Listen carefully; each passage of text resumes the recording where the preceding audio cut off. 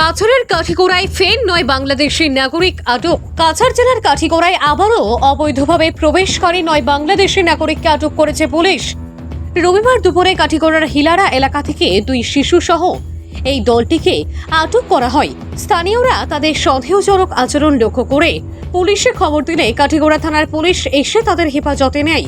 তবে একটি অটোরিকশা পালিয়ে গেলেও একটি জব্দ করতে সক্ষম হয় পুলিশ।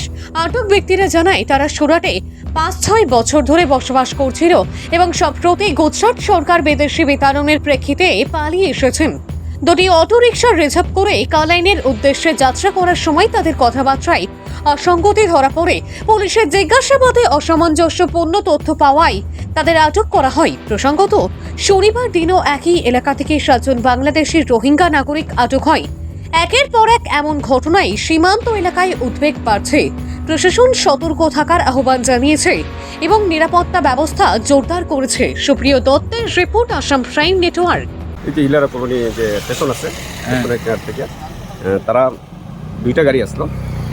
দুইটা গাড়ি আসলো, একটা গাড়ি ভাগি গেছে।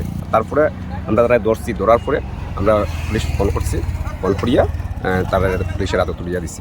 তারা কিটা গাড়ি আছে? ওই যে ইলেকট্রিক অটো, দুটোটাই একটা অটো ভাগি গেছে। হ্যাঁ। তারা কতজন মানুষ? তারা আসলো 9 জন, 10 জন আসলো, একজন ভাগি গেছে লোকে। তারা বাংলাদেশি না রোহিঙ্গা?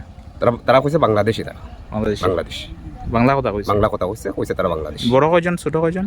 সবই বড়, 2 জন বড় বাচ্চা আছে।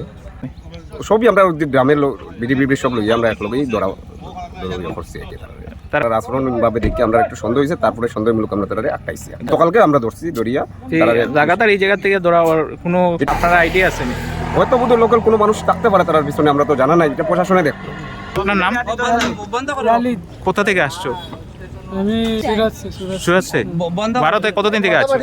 বহুত 4-5 এই যে সব বাঙালিকে ধরে নিয়ে যাচ্ছে না, ওই জন্য আমরা চলে আসতেছিলাম। সব বাঙালিকে ধরে মারতেছে আর ফাটাই দিচ্ছে, ওই জন্য আমরা চলে আসছি। আপনারা কজন আছেন এখানে? আমরা 9 জন। বাচ্চা কজন? ঠিক আছে। কই থেকে আইছেন? সুরত থেকে আসছি। সুরত এখানে কই আইছেন? সুরত থেকে এখানে আমাদের নিয়ে আইছে আমরা দেশে।